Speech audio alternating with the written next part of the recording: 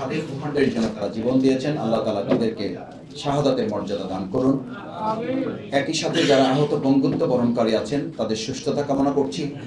সেই স্বাধীনতাকে অর্থবহ করার জন্য 2024 সালের 5ই আগস্ট, জুলাই আগস্টের গণ অভ্যুত্থানে যারা জীবন দিয়েছেন, 71-এর অর্জিত মানচিত্রকে মানুষের কাছে একটা মুক্ত মানচিত্র করার জন্য, অর্জিত পতাকাটাকে সম্মানিত পতাকা করার জন্য, অর্জিত বাংলাদেশের স্বাধীনতাটাকে অর্থবহ করার জন্য আমাদের তৎকালীন সময় মেজর জলিল আমাদের জন্য যে কথা বলেছিলেন, অর্জিত স্বাধীনতা এটা যত সহজ, এটা রক্ষা করা তার চেয়েও কঠিন। সেই কঠিন দায়িত্ব পালন করার জন্য 2024-এ যারা জীবন দিয়েছেন, সেই অর্জিত স্বাধীনতাকে আবার আমাদের মানুষের মাঝে ফিরিয়ে দেওয়ার জন্য যারা আহত হয়ে বঙ্গুত্ব বরণ করে, চোখ হারিয়ে, হাত হারিয়ে, পা হারিয়ে আমাদের আজকে নতুন একটা সুন্দর বাংলাদেশ দিয়েছেন, আমরা তাদের জন্য আল্লাহর কাছে দোয়া করি তারা সুস্থ হয়ে আমাদের মাঝে ফিরে আসুক।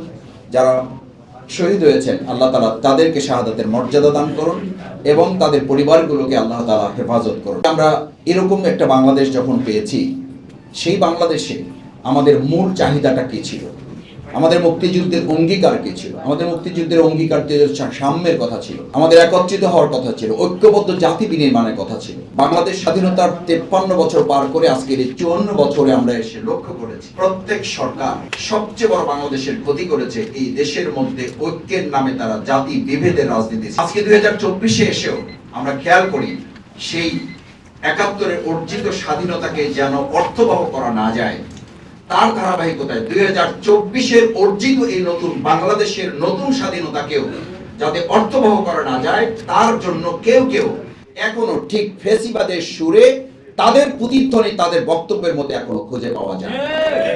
আমরা পরিষ্কার বলতে চাই, 71 পরবর্তী এই 53 বছরে যারা স্বাধীনতার সূর্যকে, স্বাধীনতার অর্থকে, স্বাধীনতার সুখকে মানুষের মাঝে পৌঁছে দিতে ব্যর্থ হয়েছেন, তারাই 2024-এ এসে আবার আওয়ামী ফ্যাসিবাদের সেই একই কথা বলে ফ্যাসিবাদের প্রতিধ্বনি আপনারা জাতির কাছে তুলে ধরছেন।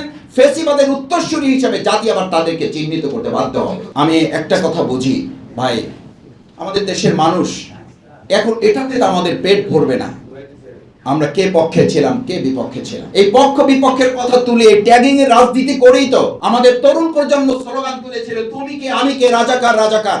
এই স্লোগান তুলতে তো বাধ্য করেছিল ফ্যাসিস্টরা। আবার যদি আজকের যুগে কেউ মৌলবাদীদের হাতে ক্ষমতা দেওয়া হবে না, এই কথা তো শেখ হাসিনা বলেছিল, এই কথা তো ইন্ডিয়া বলেছিল, সেই কথা যদি আজকেও বলে আবার বলা হবে তুমি কে আমি কে, মৌলবাদ মৌলবাদ।